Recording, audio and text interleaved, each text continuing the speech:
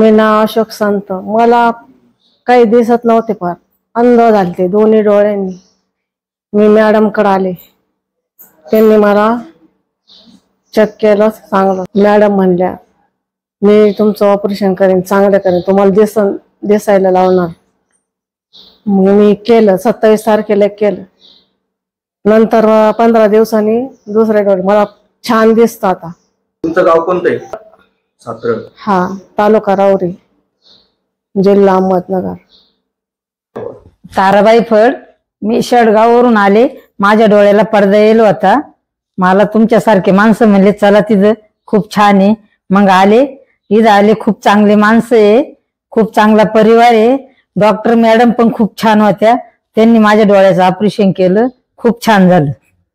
माझं नाव नर्मदा उंबरकर. उंबरीवरून आलो.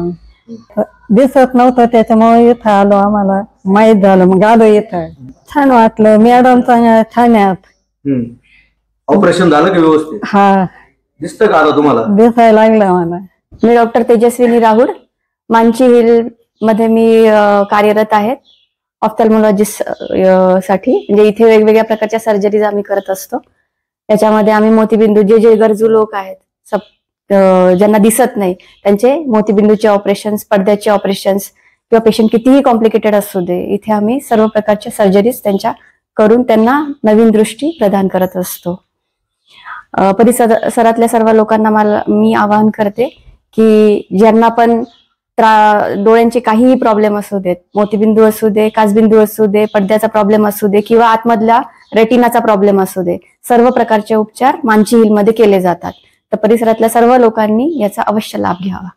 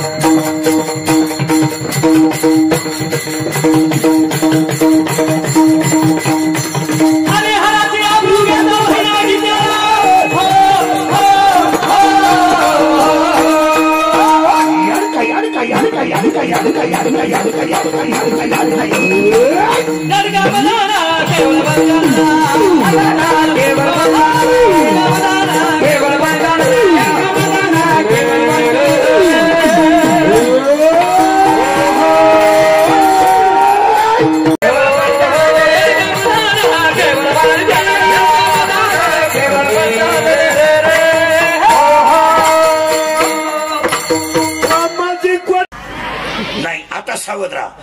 आहे पण करेक्ट आहे. आता उत्तर आहे का? फुलात सुगंध आहे का? आहे. लाकडात अग्नी आहे का? आहे. उसात साखर आहे का? आहे. दुधात लोणी आहे का? सावध राहा, मग कळणारच नाही काही. पुढे कीर्तनच कळणार नाही. मग फुलात सुगंध आहे, लाकडात अग्नी आहे, उसात साखर आहे, दुधात लोणी आहे, म्हणजे जगात देव. फायनल. आता उलट. हा पहा, टाळ तुम्ही, पुन्हा मी, म्हणजे त्याच्या मनाच्या विरुद्ध झालं की त्या व्यक्तीला करेक्ट, त्याला राग येतो. तुम्हाला राग येतो, आणि रागाची उत्पत्ती झाली का बाकीचं काम बंद होतं. मग त्याला राग तयार होतो. आता तो कसा होतो ऐका, थोडं किचकट आहे. लागत नाही. 3, कामाला नाथ नाही. 4, कामाला कुळ नाही. 5, कामाला शील नाही. 6, कामाला काळवेळ नाही. आणि 7, कामाला लाज नाही. आणि कधी ध्यानात ठेवायचं, शरीरात काम तयार झाला की लॉंग लॉंग एगो, म्हणजे पूर्वी मुली लॉंग लॉंग एगो, आता तुमचं तुम्ही बघा. हा, हे आणि माळ रानावं. म्हणजे ह्या संकुलाला एक प्रमाण असं बसतं, येवलेसे रोप. शून्यातलं विश्व तयार झालं आणि शून्यातलं विश्व निर्माण करणारे होडकर साहेब आहेत. आणि त्यासाठी आता अभंगाला सुरुवात.